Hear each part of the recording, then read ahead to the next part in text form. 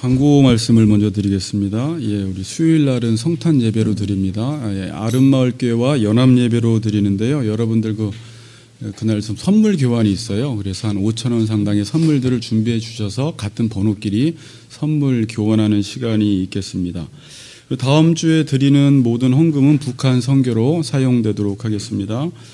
또 다음 주에 또 북한을 돕는 일인데요. 와이셔츠를 그 교회에서 만드는 분이 계셔서 두 벌을 15,000원에 팔아서 한 벌은 본인이 입고 한 벌은 북한으로 보내는 또 바자회가 있습니다. 필요하신 분들은 또 구입해 주시기 바랍니다.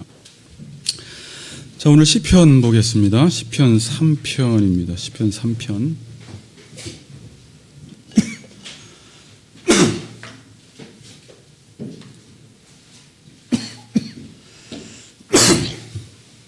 우리 한 절씩 교독하겠습니다. 여호와여, 나의 대적이 어찌 그리 많은지요. 일어나 나를 치는 자가 많으니이다.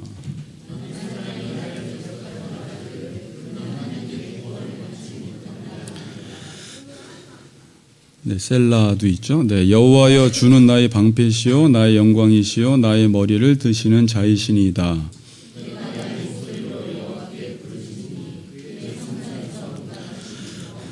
내가 누워 자고 깨었으니 여호와께서 나를 붙드심이로다.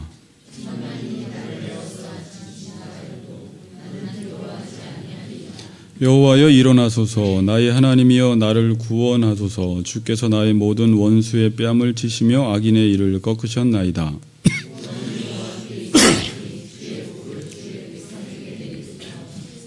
네, 아멘.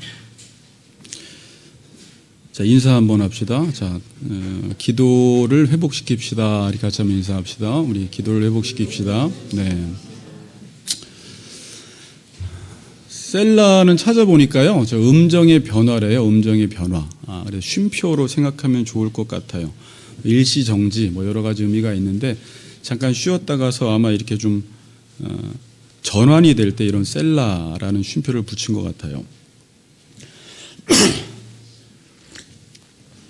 자, 오늘 시편 3편의 표제가 뭐죠? 맨 위에 뭐라고 써 있습니까? 다윗이 그의 아들 압살롬을 피할 때 지은 시라고 되어 있습니다. 그러니까 이 시는 오늘 시라기보다 기도인데, 이 기도는 다윗이 압살롬을 피할 때 했던 기도입니다. 그러니까 배경은 압살롬을 피할 때 지은 시기 때문에 여러분들이 집에 가셔서 15, 16, 사무엘하 15, 16, 17, 한 18 그 뒷부분을 꼭 읽어보시기를 바랍니다.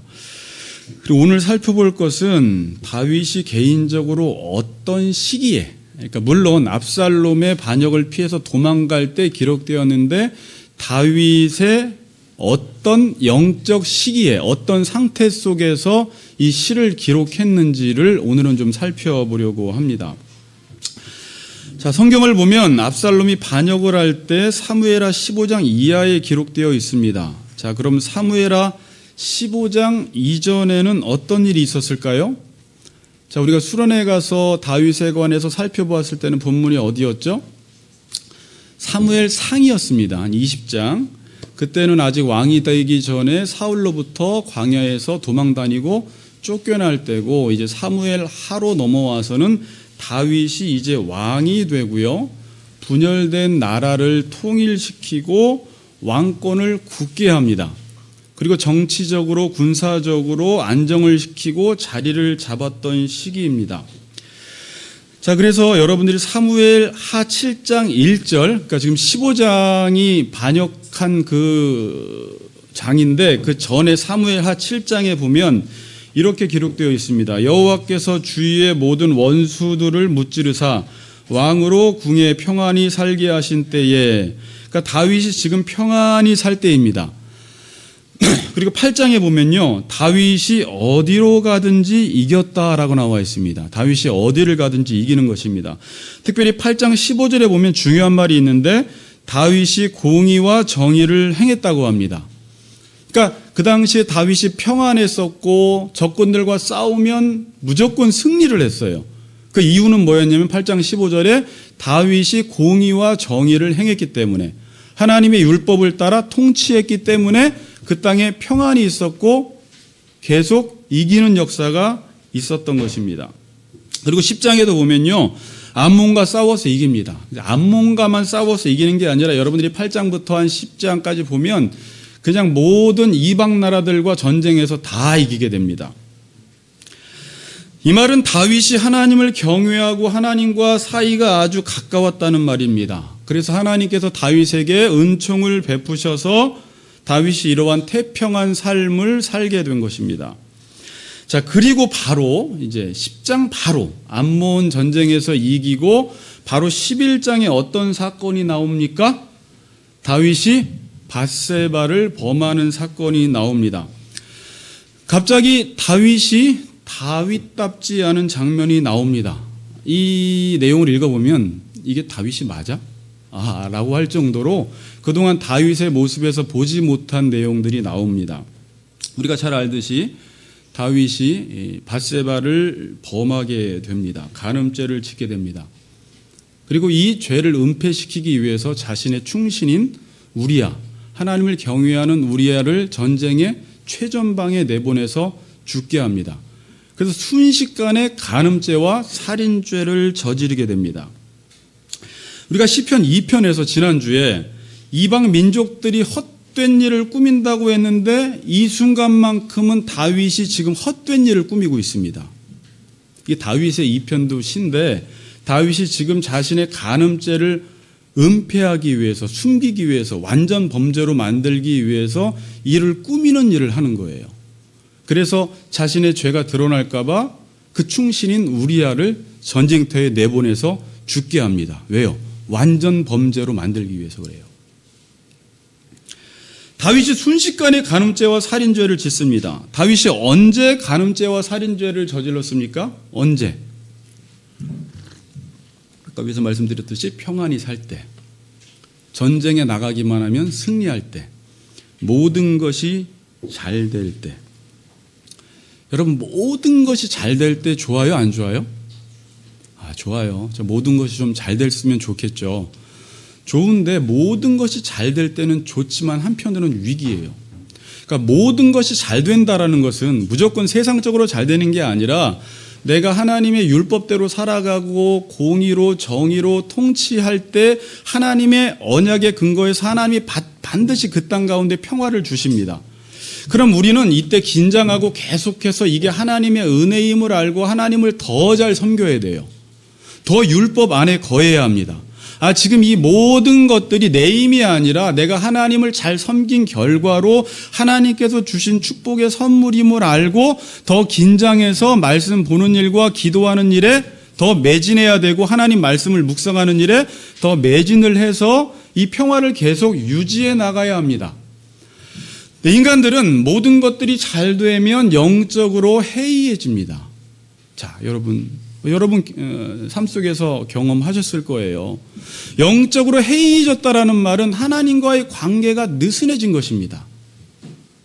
잘 될 때, 어려울 때는 하나님을 찾다가 잘 될 때는 영적으로 하나님과의 관계가 느슨해져서 내가 지금 마땅히 지켜야 할 율법, 내가 마땅히 행해야 할 사명을 등한시하게 됩니다. 그렇게 돼요. 자, 사무엘하 11장 1절을 한번 보세요. 사무엘하 11장 1절. 자, 앞에 있죠? 한번 바로바로 띄워주세요. 11장 1절 같이 한번 읽어보겠습니다. 시작.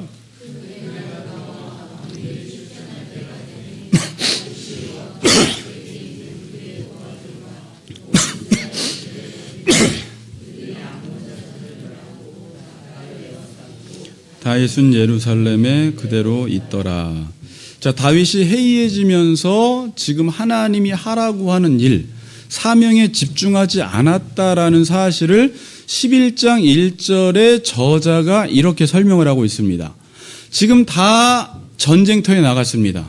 요압 장군도 병사들도 나갔는데 다윗은 어떻게 해요? 예루살렘에 그대로 있더라라고 말해요. 이건 단순히 지금 다윗이 그냥 예루살렘에 있었다라는 정보를 알려주는 차원에서 기록한 것이 아니라 지금 저자는 은근히 지금 다윗이 자신이 해야 할 사명을 감당하지 않고 있다라는 것을 넌지시 꼬집고 있는 거예요, 지금. 왜 남들 다 전쟁하고 있는데 너는 왜 예루살렘 성에 그대로 있어? 여러분, 지금과 그때의 전쟁 개념은 다릅니다. 그때의 전쟁은 율법을 적극적으로 수행하는 것을 말해요. 자, 하나님 나라 배우신 분들은 알죠? 우리가 하나님의 말씀을 따라 적극적으로 전쟁을 하고 정복을 할 때는 하나님이 평안함을 주시지만 조금만 해이해져서 정복 전쟁을 하지 않으면 바로 적군이 우리를 정복하는 거예요. 근데 지금 다윗이 자기의 부하들은 다 내보내놓고 자기는 예루살렘 성에 그대로 있습니다. 자, 그대로 있을 수 있어요. 모든 것들이 잘 되고 요한만 나가도 승리할 수 있으니까 그대로 있을 수는 있는데, 여러분 보통 이러한 시간에 편안할 때, 할 일이 없을 때 사람들이 하나님의 말씀을 묵상하고 자신의 삶을 하나님 앞에 드리기보다는 그 순간에 어떤 실수를 하게 돼요? 잘못된 공상을 하게 돼요. 지금 다윗은 그때 성적 공상을 하게 된 것입니다. 볼 수 있습니다.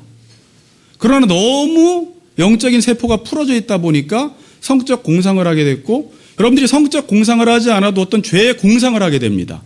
육체적인 공상을 하게 됩니다. 여러분, 그리고 그런 생각들을 하게 되면요, 그 생각은 계속 발전하게 됩니다.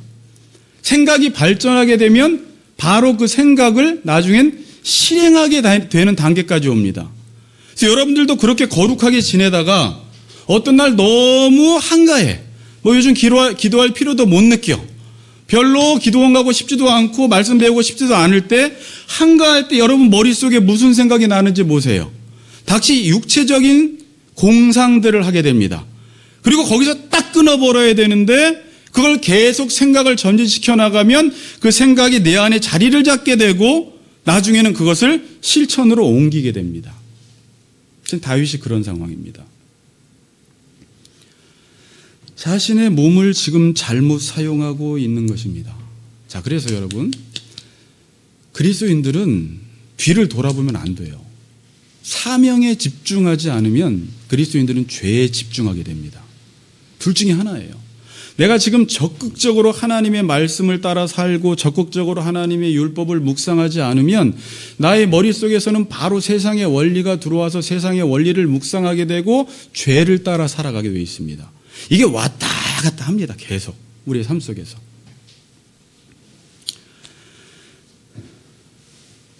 영적으로 해이해졌을 때, 그러니까 모든 게 잘 될 때 영적으로 해이해져서 하나님과의 관계가 느슨해졌을 때 이런 범죄를 저지르게 됐습니다. 자, 영적으로 해이해진다는 말은 뭐냐면 하나님의 은혜에 대한 감각이 떨어지는 것입니다. 내가 지금 살고 있는 모든 것이 하나님의 은혜라는 사실을 다 잊어버리게 돼요. 태평하게 삽니다. 어디를 가든지 승리를 합니다. 그럼 어떤 생각이 들까요? 여러분들이 모든 일들, 손을 대는 것마다 잘 돼요. 그때 어떤 생각을 해요? 아, 하나님의 은혜지라고 해서 더 긴장해서 하나님을 섬기기보다 당연시 여기기 시작해요. 그동안 계속 전쟁을 이겨왔어요. 또 이겼어요? 그럼 이게 당연시 되기 시작하고 자기의 힘으로 된 줄 알아요. 그래서 그때부터 인간이 교만해지기 시작합니다. 감사가 사라지기 시작합니다. 삶이 힘들 때는 그 찬양 되게 좋아하잖아요. 은혜 아니면 살아갈 수가 없네 하다가 모든 일들이 잘 되면 은혜 없이도 살아갈 수가 있네, 이제 이런 찬양이 나오는 거예요. 찬양은 아니지만 나 하나님의 큰 도움이 없어도 나는 내 사는데 전혀 불편함이 없다라는 거예요. 그래서 하나님을 찾는 대신 다른 것에 손을 대기 시작합니다. 영적으로 해이해지면, 제가 첫 번째 영적으로 해이해지면 하나님 관계가 느슨해진다고 했습니다. 두 번째 영적으로 해이해지면 하나님의 은혜에 대한 감각이 사라져요. 영적으로 해이해지면 세 번째 영적으로 눈이 어두워집니다. 다윗의 눈이 어두워졌다라는 것을 어떻게 할 수 있냐면 사무엘 하 12장에 이제 11장에 밧세바를 범하고 우리아를 죽이고 사무엘하 12장에 다윗의 잘못을 깨닫게 하기 위해서 하나님이 나단 선지자를 보내십니다. 하나님이 항상 하나님의 백성들이 잘못을 했을 때는 그냥 내버려 두지 않고 선지자를 보내서 죄를 책망하게 하셔서 다시 회개해서 하나님 앞에 세우는 일을 하십니다. 여러분들도 잘못할 수 있습니다. 그런데 하나님은 또 여러분들에게 말씀을 통해서 그 부분을 보여주시고 다시금 회개해서 하나님 앞에 온전히 세우는 일을 하세요. 다윗에게도 누구를 보냈어요? 나단 선지자를 보냅니다. 그래서 나단 선지자가 어떤 이야기를 합니까? 여러분들이 잘 아는 이야기예요. 흔히 이야기하는 나단의 비유입니다. 나단의 비유는 뭐죠? 부자는 양과 소가 넉넉하게 있었고 옆집에 가난한 자는 자기 자식처럼 키우는 양이 있었는데 부잣집에 손님이 왔는데 자기 양과 소를 잡지 않고 그 자기 자식처럼 키우는 그 양을 잡아다가 대접을 합니다. 이 이야기를 듣고 다윗이 뭐라고 합니까? 분노합니다. 진노합니다. 그리고 그 사람을 당장 죽이라고 합니다. 그때 나단이 한 말이 뭐예요? 그 사람이 당신입니다. 라고 말을 합니다. 자, 영적인 눈이 어두워지니까 다른 사람들의 잘못은 보지만 자신의 잘못은 보지 못하는 거예요. 영적으로 눈이 어두워지니까 다른 사람들의 티는 보이는데 자기 자신 안에 있는 들보가 보이질 않아요. 영적으로 눈이 어두워지니까 자기 자신에게는 되게 관대해져요. 말씀을 들어도 자기에게는 되게 관대해져요. 나는 그럴 수 있어. 그러나 다른 사람들에게는 아주 냉정해집니다. 정확한 잣대로 판단을 합니다. 그러나 이 사람의 특징은 다른 사람의 단점은 보이지만 자기 자신의 죄를 못 보는 것이 특징입니다. 그래서 이때는요, 말씀을 들어도 다 자기의 말로 들리지 않아요. 이때는 기도를 해도 내가 괜찮다고 생각하기 때문에 기도가 되지 않습니다. 괜찮지 않아요, 원래는. 그런데 영적인 눈이 어두워져서 내 모습을 보지 못하기 때문에 다윗은 나름대로 자신의 죄를 잘 은폐하고 꾸몄다라고 생각하기 때문에 하나님도 이 꾸밈에 속아서 지금 자신의 죄를 보지 못한다고 생각을 하는 거예요. 자기가 지은 죄를 지금 잘 유지하고 있다고 생각하는 거예요. 아무도 모르게. 그래서 이 죄 자체를 하나님 앞에도 노출시키지 않습니다. 기도할 때도 이 죄를 회개하지 않습니다. 그러면서 점점 영적으로 어두워집니다. 다윗이 죄를 범하고 나단 선지자가 다윗의 죄를 지적하기까지 기간이 얼마나 되었냐면, 제가 앞에 부분 성경을 몇 번을 봤는데, 자, 그 11장 27절에 보면 밧세바가 아들을 낳은 후에 나단 선지자를 하나님이 보내세요. 그러니까 다윗이 범죄를 했습니다. 밧세바가 아들을 낳았습니다. 물론 7일 만에 죽어요. 그러니까 할례 받기 전에 죽어버려요. 자, 그 기간까지 얼마나 됐어요? 아기를 얼마 동안 품고 있어요? 한 10개월. 그 이상 된 거예요. 한 1년 된 거예요. 그때까지 다윗이 회개를 하지 않습니다. 1년 동안. 하나님이 나단 선지자를 보내기 전에 회개할 기회를 줬어요. 그런데 선지자를 보내기까지 회개하지 않아요. 왜요? 아까 말씀드렸듯이 자신의 죄를 자기가 잘 꾸몄다고 생각을 합니다. 다윗이 얼마나 양심이 무뎌져 있냐면 이때 이렇게 양심이 굳어져 있어요. 제가 쭉 살펴볼게요. 이제 자기가 우리아를 전쟁에 내보냈잖아요. 우리아가 죽었다는 소식을 전해줍니다. 그럼 다윗이 어떻게 해야 돼요? 슬퍼해야 되잖아요. 근데 슬퍼하지 않아요. 왜? 자신이 죽였기 때문에. 그러면서 하는 말이 뭐냐면, 다윗이 하는 말이 칼은 이 사람이나 저 사람이나 죽이게 된다라는 거예요. 전쟁에 나가면 죽을 수도 있다라는 말이에요. 아무렇지도 않게 우리아의 죽음에 대해서 이야기를 합니다. 왜요? 자기가 죽였기 때문에 그래요. 다윗의 양심과 마음이 둔해진 것입니다. 그래서 하나님이 나단 선지자를 보내서 그 양의 비유를 들고 당신이 그 사람입니다 라는 말을 듣고서야 자신의 죄를 인정하고 그때 회개하고 쓴 시가 시편 51편이에요. 하나님이 나단 선지자를 보내지 않았다면 다윗은 자신의 죄를 보지 못한 채 회개하지 않았을 것입니다. 여러분, 사람 앞에서 죄는 숨길 수 있지만 하나님 앞에서는 죄는 숨길 수 없습니다. 여러분, 우리가 하나님 앞에 죄를 지었습니다. 그리고 죄를 숨겼습니다. 그럼 그 죄가 어떤 일을 할까요? 우리의 양심을 계속 무뎌지게 해요. 마음을 부패시키는 일을 해요. 그래서 결국은 하나님과의 관계도 멀어지게 합니다. 여러분, 죄는 숨어지지 않습니다. 제가 오늘 이 말씀을 꼭 드리고 싶어요. 죄는 숨어지지 않아요. 내가 죄를 짓고 숨겼다고 해서 그 죄는 사라지지 않아요. 죄는 숨으면 내 안에서 강력하게 역사를 합니다, 여러분. 내 안에서 힘을 발휘하기 시작해요. 그리고 그때부터 우리의 영혼을 좀먹기 시작해요. 여러분들이 처음 죄를 질 때는 얼굴이 빨개지고 심장이 뛰고 양심이 두근두근 하는데요. 한 번, 두 번, 세 번, 네 번, 10번 짓다 보면 그냥 양심이 무뎌집니다. 그리고 그때부터 하나님과의 관계는 자신은 멀어졌다고 생각을 안 하는데 이미 멀어져 있습니다. 하나님과 우리 사이를 가로막고 있는 건 죄입니다. 그리고 그때부터 기도 안 됩니다. 기도를 해도 형식적으로 합니다. 말씀을 들어도 내 말씀으로 들리지 않습니다. 죄는 절대 숨겨지지 않아요. 여러분이 지금 죄를 하나님 앞에 고백하지 않고 있다면, 하나님 앞에서 해결하지 않았다면 그 죄는 여러분 안에서 지금 놀랍게 역사하고 있어요.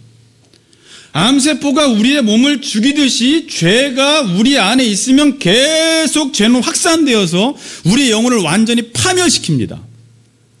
경험해 보셨을 거예요. 숨겨진 죄라는 건 없습니다. 그래서 내가 하나님과의 관계가 안 좋은 건 마음이 내가 청결하지 못하기 때문에 그런 거예요. 내 죄가 하나님과 우리 사이를 가로막은 것입니다.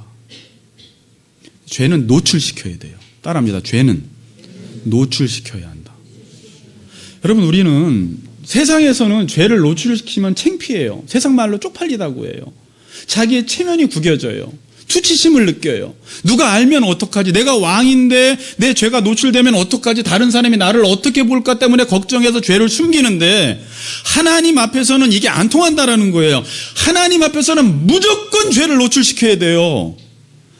다른 사람은 몰라도 하나님 앞에서는 노출시켜야 돼요. 그래야지 죄가 힘을 발휘하지 못해요. 죄는 내가 끌어안고 있으면 이 안에서 강력하게 역사를 하는데요, 그 죄를 고백하고 노출시키는 순간 죄는 힘을 잃어버립니다. 더 이상 내 안에서 역사하지 못합니다.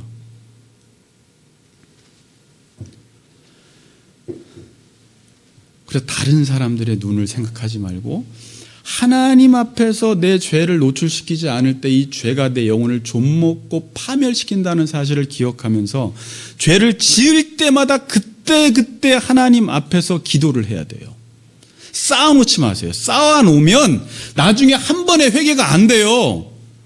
한국교회건 부패한 한 개인이건, 여러분, 부패한 한 목사건 성도건 갑자기 그렇게 된 게 아니에요. 계속해서 죄를 짓다가 양심이 무뎌지니까, 양심이 무뎌지면 죄를 지어도 죄책감이 없기 때문에 계속 짓게 되다가 자기 자신의 모습을 보지 못하고 이제 영적으로 완전히 하나님과의 관계가 단절된 상태가 돼버리는데, 자기 자신은 그걸 모르고 계속 예배하고 기도하고 하나님 앞에 나아갑니다. 그렇게 하다가 이 세상이, 교회가, 성도가 부패하고 하나님은 더 이상 그 더러운 성전 가운데 임하시지 못하는 거예요. 찾아오지 않으세요, 절대. 회개하기 전까지는. 그래서 여러분, 부흥이 일어날 때는 반드시 자기 죄에 대한 자각과 각성이 있어요. 자기 자신에 대해서 깨어나야 돼요. 그리고 이것들을 고백하고 노출하고 회개하고 하나님 앞에 통곡하고 애통하며 돌아올 때 하나님이, 거룩한 하나님이 우리의 거룩한 성전 삼아 우리에게 임하시는 거예요. 그때 놀라운 부흥이 일어나는 거예요.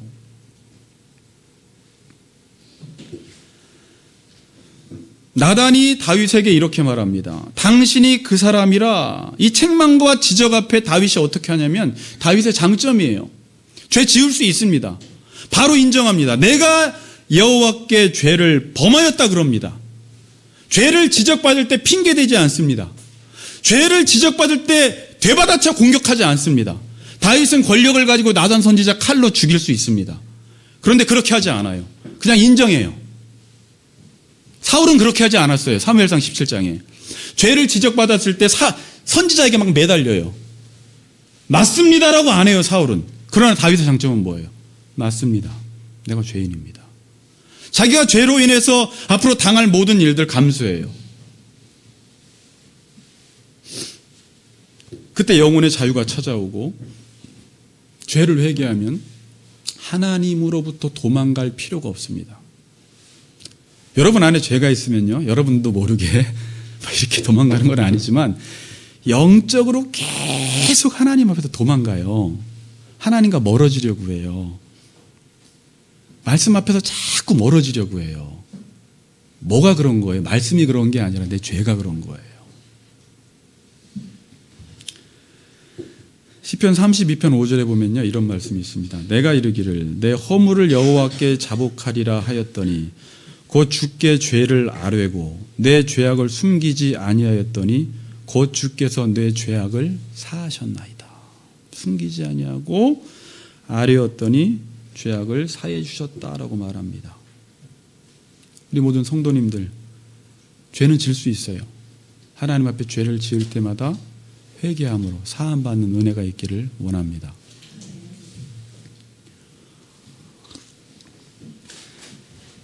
자, 그리고 지금 이게 지금 핵심이 아닙니다. 제가 지금 뭔 얘기하려고 하냐면 이제 지금 시편 3편을 이야기하려고 하는데, 당연히 우리가 다윗이 압살롬으로부터 반역으로부터 도망갔다라는 사실은 아는데, 그때 다윗의 영적인 상태를 지금 살펴보려고 하는 거예요.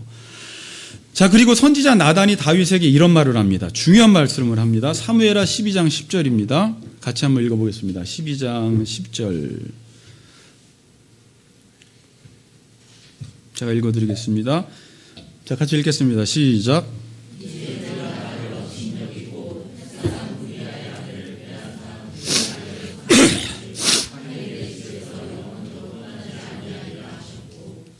나단이 이런 말을 해요. 이제 내가 나를 업신여기고 하나님을 업신여겼대요. 경멸했다는 말이에요.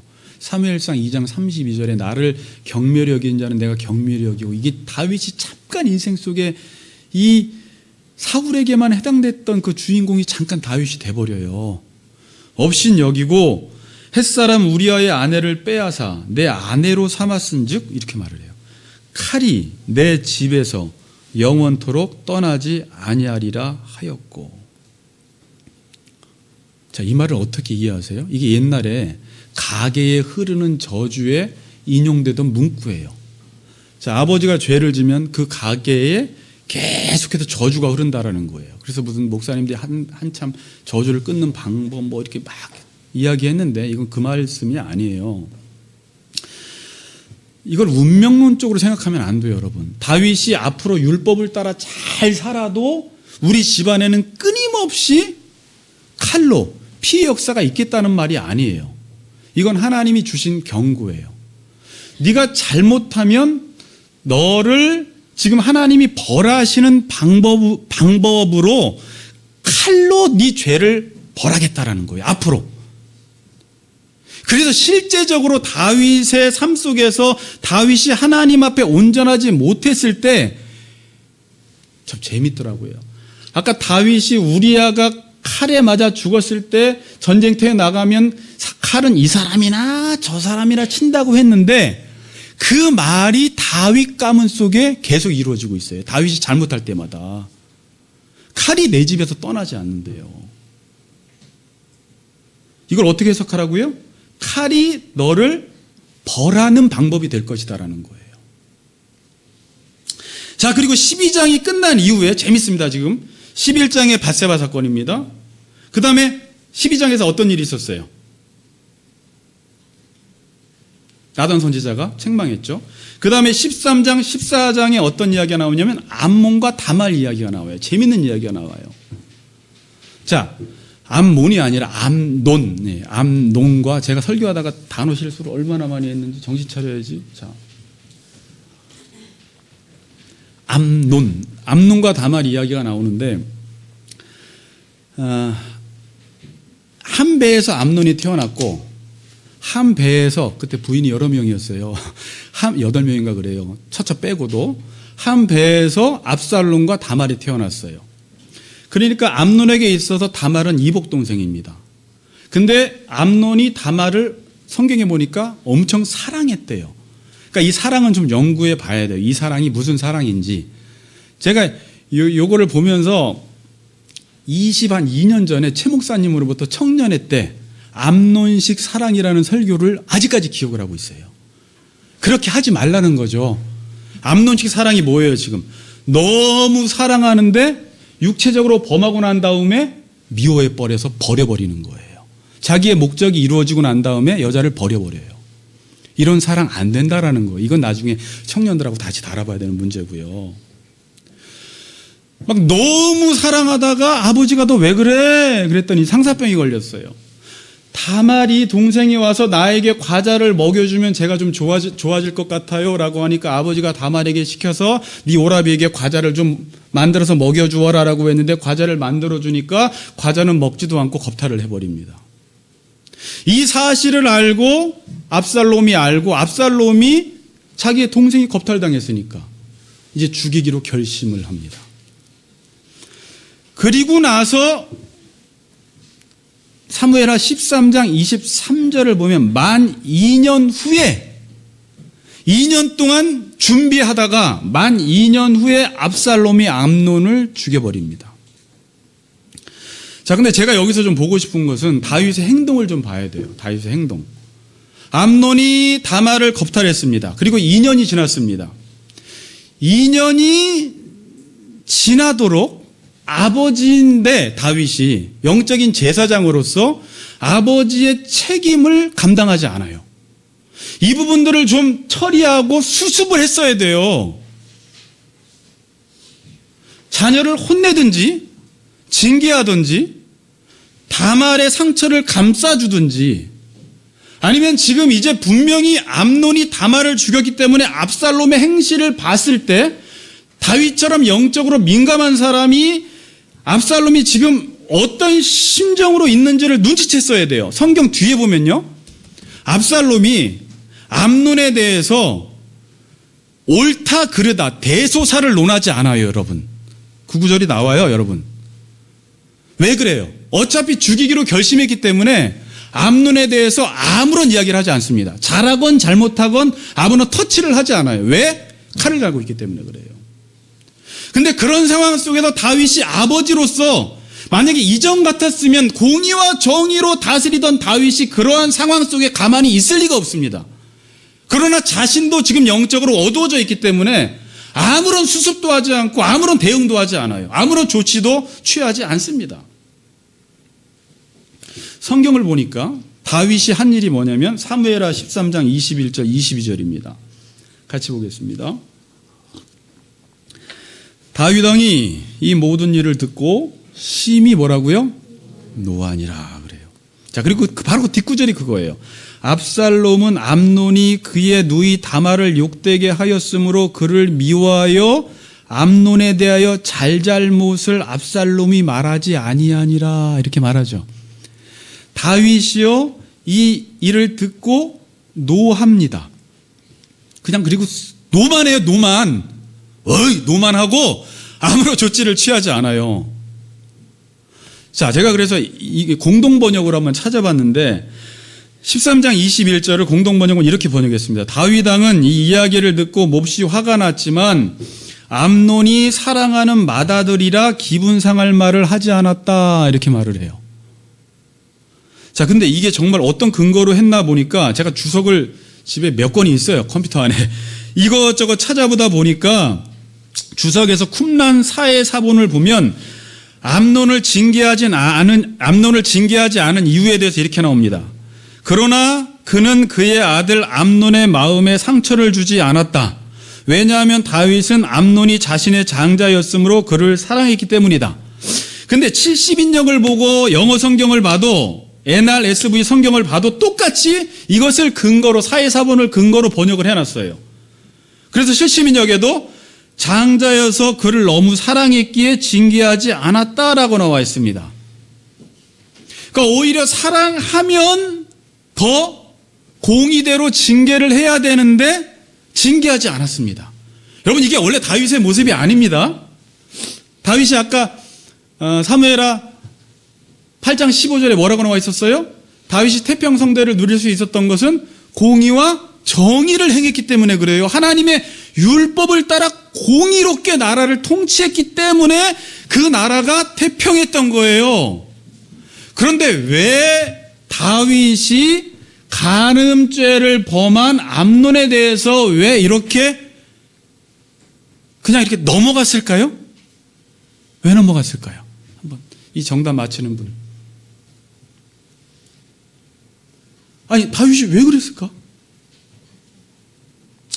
자신도 똑같은 죄를 범했기 때문에 그래요. 제가 이거 하나하나 이게 정말인가 해서 하나하나 주석을 찾아봐도 맞아요. 신학자들이, 주석학자들이 다 그렇게 보고 있어요. 여러분, 아버지가 떳떳하지 못하면 자녀에게 떳떳하지 못해요. 위신이 서지 않습니다. 권위가 서지 않아요. 쉬운 말로 아버지가 도둑질을 했는데 자식이 도둑질을 했으면 너희가 도둑질해! 이렇게 못해요. 쑥 넘어갈 수밖에 없어요.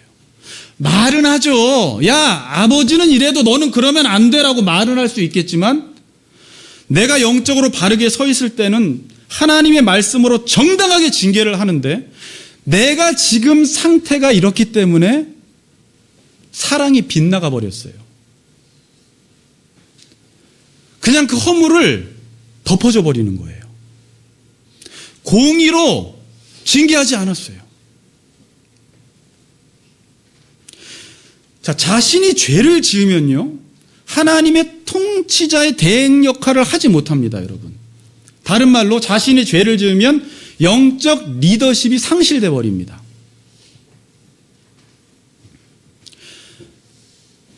자, 이게 시편 2편에 지난주에 했던 이야기예요.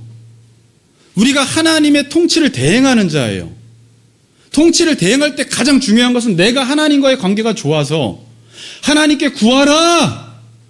구해서 내가 하나님의 말씀을 전해야 하는 일을 하는 것입니다. 그런데 일단 내가 하나님과의 관계가 좋지 않고 내가 죄를 지으면 일단은 기도가 막혀버립니다.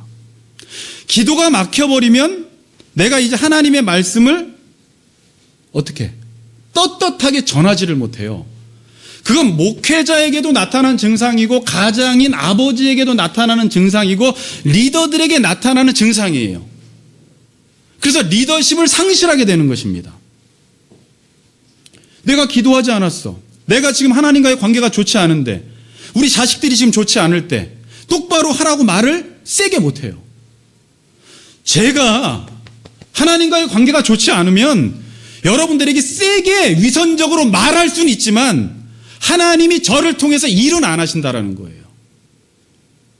다윗이 죄를 짓고 자식에게 너 그렇게 살면 어떻게 하고 징계를 내릴 수 있지만 하나님이 너는 뭔데?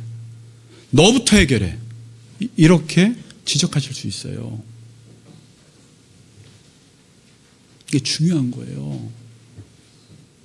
하나님의 축복이 그 리더가 무너지니까 흘러가지를 않아요. 그 공동체 속에. 집안의 아버지가 무너지고 교회의 목사가 무너지고 공동체 리더가 무너지면 하나님의 통치를 대행하지를 못하는 거예요. 뭐 하면? 죄를 지으면.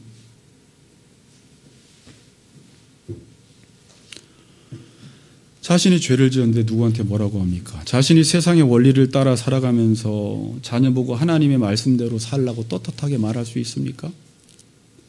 자신이 지금 간음죄, 살인죄, 암논보다 더 많은 죄를 지었는데 간음죄 하나 지은 암논에게 뭐라고 말합니까? 다윗은 2년 동안 아무런 조치를 취하지 않고 화만 내고 가만히 있었습니다. 제가 예전에 잘한다라는 것을 나로 살기 위해서 했는데 이때부터 가만히 있으면 그 죄는 자라기 시작합니다, 여러분. 문제를 방치해 놓으면 그 문제는 없어진 게 아니라 자라가고 있는 거예요. 우리 자녀가 잘못했는데 마땅한 징계를 하지 않으면 계속 그 죄는 자라가고 있는 거예요. 잘못했다고 지적하는 사람이 교회에서도 부모도 하지 않기 때문에 그 자기가 잘한 줄 알고 그 죄는 자라가고 있는 거예요. 이때 압살롬의 반역이 자라가고 있었어요.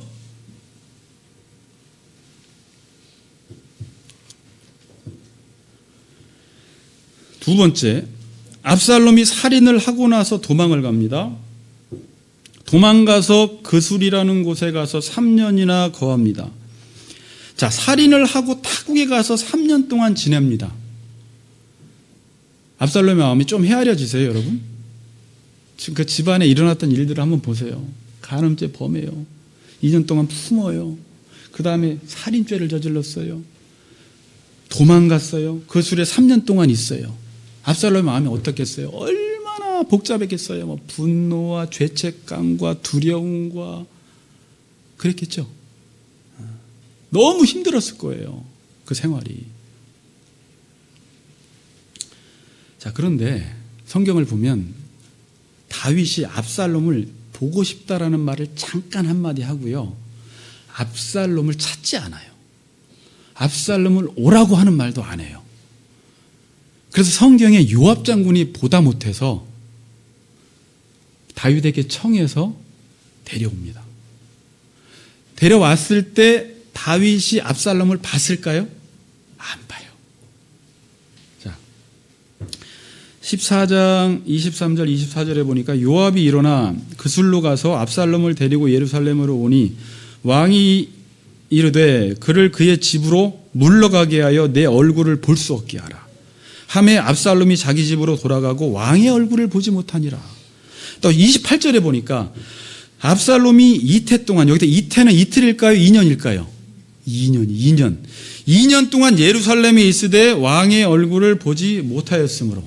그러니까 지금 유랑생활 갔을 때 그술에서 3년 동안 보지 못하고 집에 돌아왔는데도 아버지가 얼굴을 안 비춰줘. 자기는 지금 죄를 짓고 아버지 앞에 나갈 수가 없어요. 아버지가 한번 불러야 돼요. 그런데 아버지가 지금 압살롬을 보기를 원치 않아요. 외면하고 있는 거예요. 5년 동안 압살롬을 안 봅니다. 이 저자는 이거를 얼굴을 안 봤다를 3번이나 씁니다. 강조하고 있습니다. 그를 집으로 물러가게 하여 내 얼굴을 볼 수 없게 하라. 다윗이 왜 얼굴을 안 보는 것일까요? 그냥 꼴 보기 싫은 거예요. 다윗도요, 마음이 복잡했어요. 마음이 복잡해요, 다윗도. 한편으로는 자식이야 부성해, 사랑해. 한편으로는 살인을 저질렀어. 집안을 온통 쑥대밭으로 만들어놨어요. 용서가 안 되는 거예요, 용서가. 자, 그런데요, 다윗은요, 지금 계속 생각해 보세요. 압살롬보다 더 큰 죄를 저질렀어요. 암논이 지었던 간음죄, 압살롬이 지었던 살인죄를 혼자 다 졌어요. 근데 하나님이 다윗의 죄를 용서해 주셨어요. 근데 자기의 자식이 잘못했을 때 지금 5년 동안 얼굴도 안 보고 용서도 안 해요. 원래 다윗의 모습 이런 모습 아닙니다, 지금. 이 기간이 특별한 기간이에요, 지금 11장부터. 그리고 여기서 수많은 시가 지금 쏟아져 나와요. 다윗의 시가 시편에 72편이나 되는데 대부분이 여기서 다 쏟아져 나와요. 여기서 엄청난 사실들을, 진리들을 깨닫게 돼요.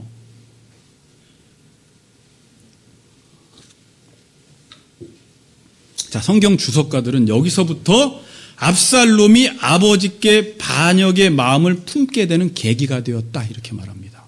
그리고 15장에 그게 터져버립니다.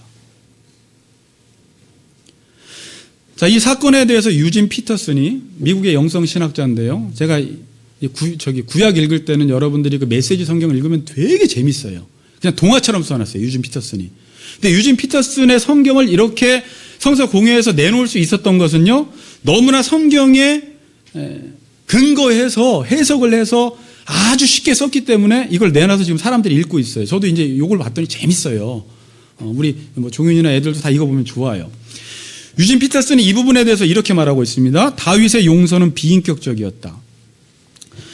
그 용서는 사법적인 행위였지 아버지로서 포용은 아니었다. 그는 압살롬이 자신의 성으로 돌아오도록 허락했고 그에게 살 장소를 주었지만 그를 만나려 하지 않았고 찾아오게도 허락하지 않았다. 쳐다보고 싶지도 않았던 것이다. 결과적으로 압살롬이 경험한 것은 아버지의 거절이었다. 아버지로서 버림받은 압살롬은 속이 탔다. 그는 집에 있었지만 집에 있는 것이 아니었다. 이것은 삶이 아니라 그저 목숨을 부지하는 것뿐이었다. 정말 잘 표현한 것 같아요.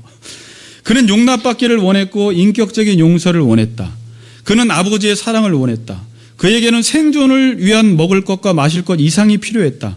그에게는 삶을 위한 은혜와 자비가 필요했다. 그에게는 아버지가 필요했다. 근데 아버지의 용서는 비인격적이었다는 거예요. 다윗은 압살롬을 수용하지 못했습니다. 하나님은 다윗을 용서했는데 다윗은 아들을 지금 용서하지 못해요. 용서를 한 것 같은데 비인격적인 용서예요. 얼굴도 안 봅니다. 자, 근데 사무엘하 14장 32절은 찾아보세요. 자, 직접 성경 보세요. 앞에서 띄워주시고, 여기 너무 중요한 말이 있습니다. 32절에 보면 이제 아버지에 대한 압살롬의 마음이 잘 표현되어 있습니다. 자, 봅니다. 압살롬이 요압에게 이르되 내가 일찍이 사람을 보내 너를 이리로 오라고 청한 것은 내가 너를 왕께 보내 아뢰게 하기를 어찌하여 내가 그술에서 돌아오게 되었나이까. 이때까지 거기에 있는 것이 내게 나았으리라 하려 함이로다. 이제는 내가 나로 하여금 왕의 얼굴을 볼 수 있게 하라. 내가 만일 죄가 있으면 왕이 나를 죽이시는 것이 옳으니라 하는지라. 제가 이걸 유지 피터슨의 메시지 성경으로 다시 말씀드릴게요. 압살롬이 대답했다. 들으시오. 나는 당신에게 사람을 보내 이렇게 말했소. 빨리 와주시오. 내가 당신을 왕께 보내 제가 그술에서 돌아온 것이 무슨 소용이 있습니까? 차라리 계속 거기 있는 편이 더 나았겠습니다. 하고 여쭙고 싶소. 내가 왕을 보게 해 주시오. 왕이 보기에는 내게 죄가 있다면 나를 죽이셔도 좋소. 이렇게 말을 하고 있어요. 자, 일단 성경을 보세요. 셋째 줄에 내가 그술에서 돌아오게 되었나이까 이때까지 거기에 있는 것이 내게 나았으리라. 자, 돌아왔는데 아버지가 나를 만나주지 않으니까 이렇게 말하는 거예요. 내가 돌아온 게 무슨 소용이 있습니까? 내가 돌아왔으면 만나줘야 되는데 돌아와도 안 만나주니까 그럼 내가 그술에 있었던 게 그냥 더 낫겠습니다. 거절감을 당했다라는 표현을 하는 거예요. 왜 불러놓고 얼굴도 안 봐주냐라는 거예요. 상처받은 거예요. 그 다음에 맨 마지막에 내가 만일 죄가 있으면 왕이 나를 죽이시는 것이 옳으니이다. 이 말은요, 자기 죄가 없다는 말이 아니에요. 여기서 내가 무슨 죄가 있다고 아버지께서 나를 이렇게 외면하시냐라는 거예요. 자, 이게 압살롬이 이런 말이에요. 물론 아빠 내가 죄 졌어요. 살인 저질렀어요. 근데 아버지 2년 동안 뭐 했어요? 아버지가 아무런 조치도 취해주지 않았잖아요. 나는 지금 살인에 대한 정당한 응징을 했습니다. 물론 잘못했습니다. 근데 당신 아버지 아닙니까? 나 3년 동안 유랑 생활하고 왔어요. 얼굴도 안 봐줍니까? 2년 동안 있었는데 쳐다보지도 않아요? 이렇게 말해요. 내가 만일 죄가 있으면 왕이 나를 죽이시는 것이 옳아요. 설사 내가 죄를 지었다고 해도 아버지 5년 동안 이러시는 것은 너무하지 않습니까, 아버지? 이런 뉘앙스가 담아져 있는 거예요. 지금 이게 엄청나요. 이 32절 하나가.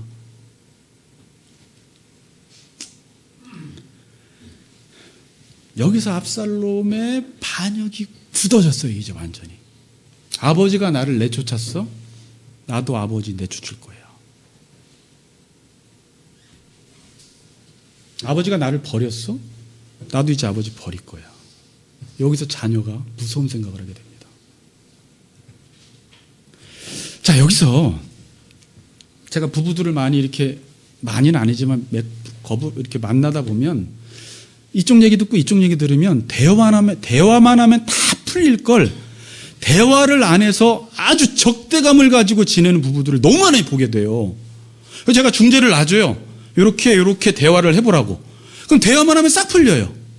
만일 이때도 아버지가 압살롬을 만나서 서로 얼굴을 바라보며 한번 대화를 했다고 한번 생각해 보세요. 여러분.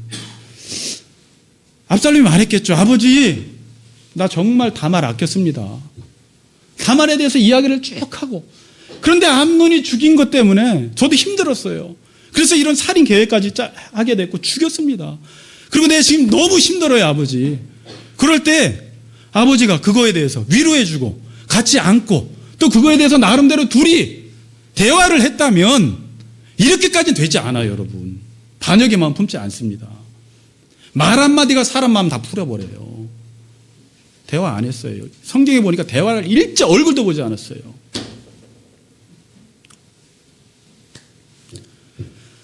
결론 겸 본문입니다.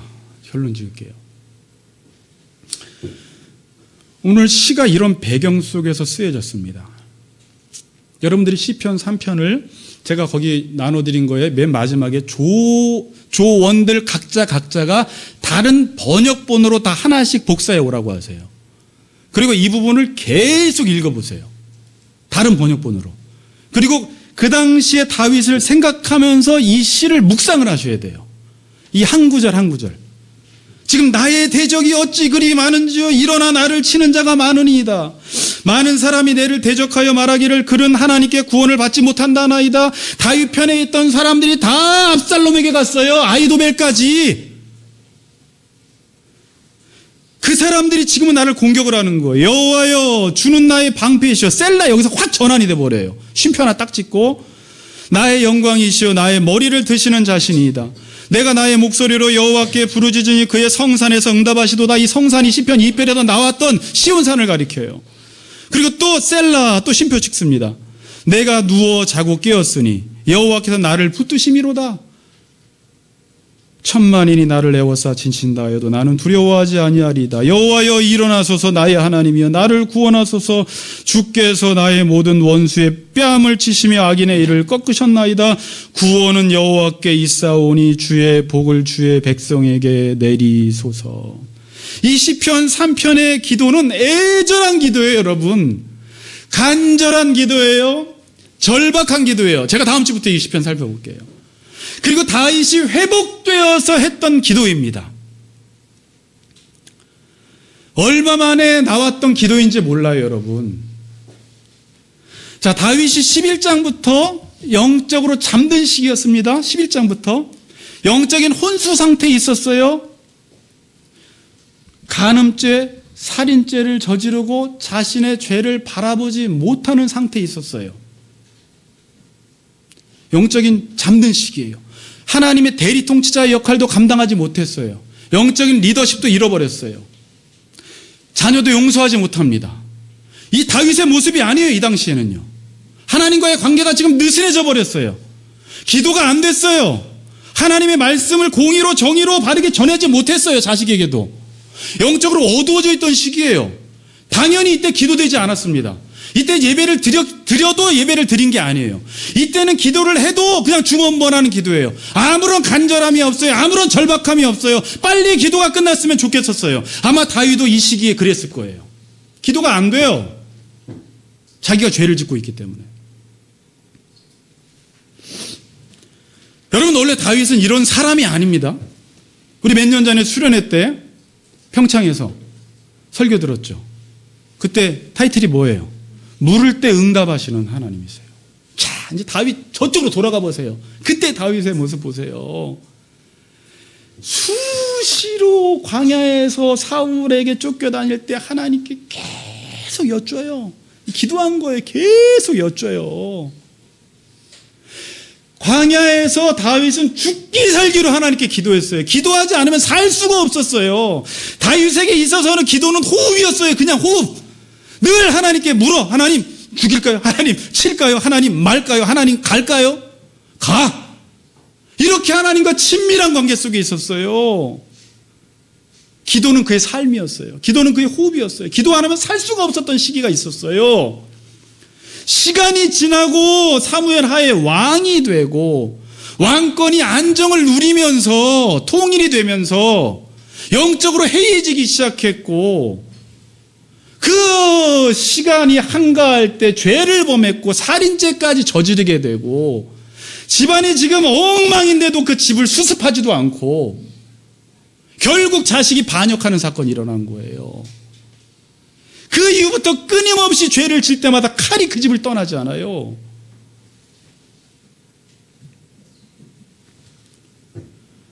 광야에서 다윗의 기도가 살아있었습니다. 다윗의 기도는 절박했습니다. 하나님이 응답해 주지 않으면 살 수 없는 상황이었어요.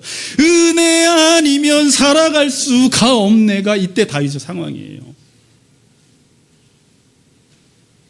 내가 두려워하는 날에는 주를 의지하리다. 이렇게 외치면서 늘 하나님만 의지했어요. 언제? 광야에서. 여러분, 인간은 영적인 존재인지라 내가 기도하면서 내 기도가 죽은 기도인지 산 기도인지 알아요. 여러분 스스로 알 거예요. 내가 예배를 드리면서 이 예배가 정말 신령과 진정으로 드리는 예배인지 빨리 끝나고 가야 되는 형식적인 기도인지를 다 알아요.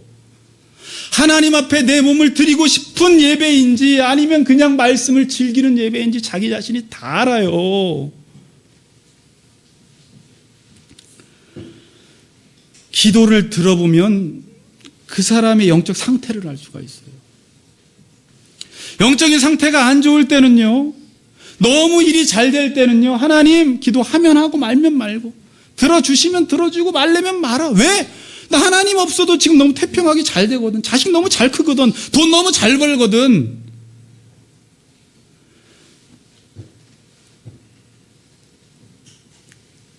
고난당할 때는요, 어때요? 하나님을 찾지 않으면 살 수가 없는 상황이 와요. 그런데 여러분, 고난 당해서만 하나님을 찾으면 안 돼요.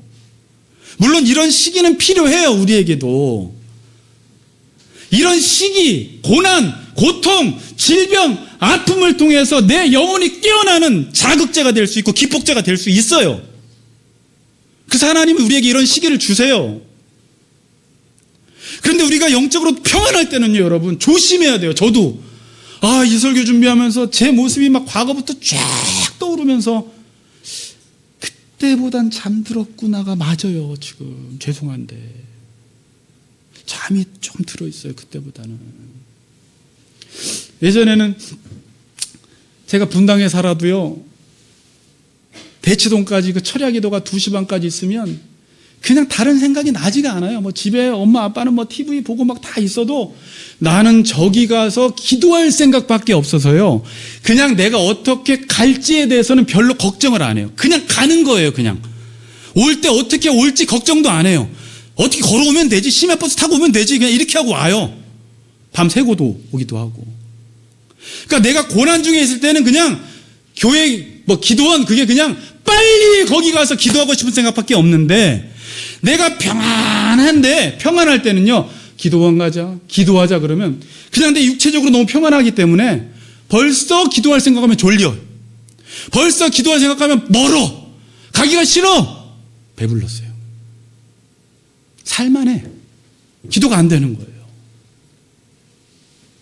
이게 우리의 연약함이에요. 저의 연약함이고.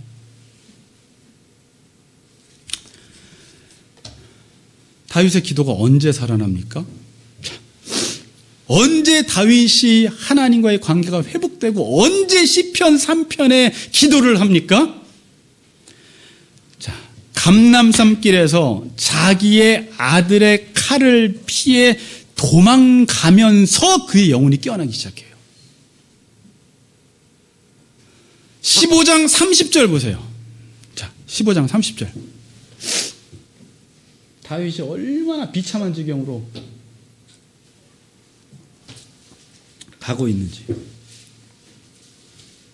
15장 30절 뭐라고 나와 있어요? 그냥 눈으로 보세요. 다윗이 신발도 신지 않고 머리 숙이고 울면서 도망갑니다. 한번 생각해 보세요. 신발도 신지 않고 머리 푹 숙이고 울면서 도망을 가요. 그리고 기도를 하는 거예요. 처음으로. 아히도벨의 모략을 어리석게 하옵소서. 요때가 시편 3편을 기록했던 시기라는 거예요. 이 상황. 아들이 반역해서 아버지를 쫓아오고 맨발로 울면서 머리 숙이고 도망가다가 그의 영혼이 광야 시절로 돌아가는 것입니다. 그리고 나서 나온 기도가 시편 3편이에요.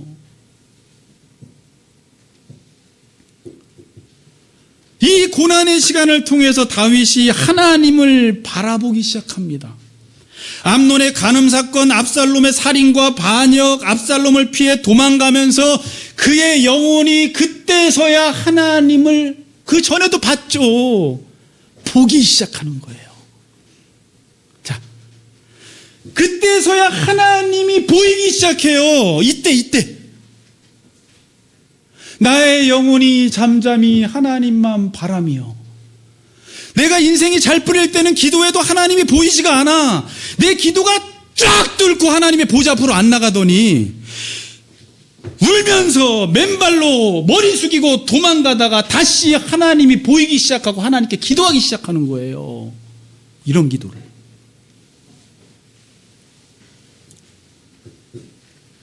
이전에는 기도해도 보이지 않던 하나님, 기도해도 찾아지지 않던 하나님이 기도하면서 하나님이 보이기 시작하고 기도하면서 하나님을 만나기 시작하는 거예요. 자기의 영성이 광야의 영성으로 돌아간 것입니다. 만일 이 영성이 없었으면 왕권 유지되지 않습니다. 교만해집니다. 사울처럼 교만해져요. 여러분, 그래서 하나님이 여러분들에게 축복을 주기 전에 그 축복을 감당할 수 있도록 어떤 고난의 시간들을 주세요. 이 시간을 통해서 연단되어지지 않으면 우리 교회 성도가 많아지고 여러분들이 잘 살고 여러분들이 태평하면 여러분들은 하나님으로부터 더 멀어져요. 그래서 하나님이 이런 고난의 시간을 주세요. 내 영혼의, 우리 30대 자매 말로는 파렴치한 모습을 보게 하세요. 얼마나 지저분하고 더럽고 교만하고 감사할지 모르는 사람인지를. 그리고 이 시편이 나옵니다. 여러분, 이제 진짜 마무리 짓게요.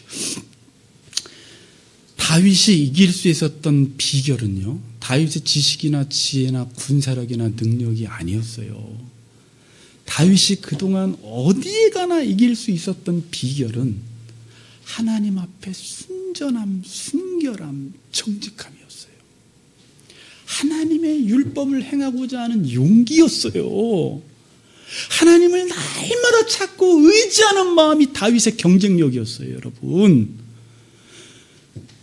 자, 여러분들이 지금 그냥 하나님을 찾고 의지하고 정직하고 하나님 말씀대로 살 때 여러분 가정이 잘 되죠. 나중에 가정이 잘 되고 교회가 잘 됐어요. 그래서 영적으로 해해졌어요. 그래서 바로 기도를 놓치고 예배 제대로 드리지 않고 정직하고 순결함을 잃어버리면 그때서야 내가 이전에 잘 됐던 것이 하나님의 은혜고 내가 율법 앞에 순종해서 그렇게 됐다라는 것을 그때 깨닫게 돼요. 다윗의 경쟁력이 뭐라고요? 하나님이었어요. 하나님. 다윗이 그렇게 태평성대를 누릴 수 있었던 것은 하나님 때문에 그랬던 거였어요. 다윗의 힘이 아니었어요, 여러분.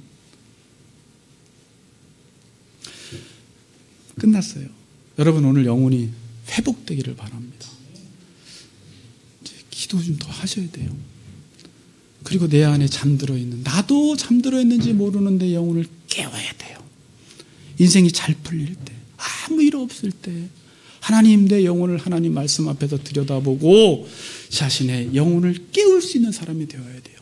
선지자 나단이 지적할 때 자기의 모습을 보고 하나님, 내가 그 죄인 맞습니다라고 자기의 죄를 토설할 때 하나님의 죄 사함 받는, 하나님의 허물의 가이우심을 받고 그의 죄를 사함 받는 자는 복이 있도다라는 사실을 다윗이 깨달았던 거예요. 이게 얼마나 큰 복인지를.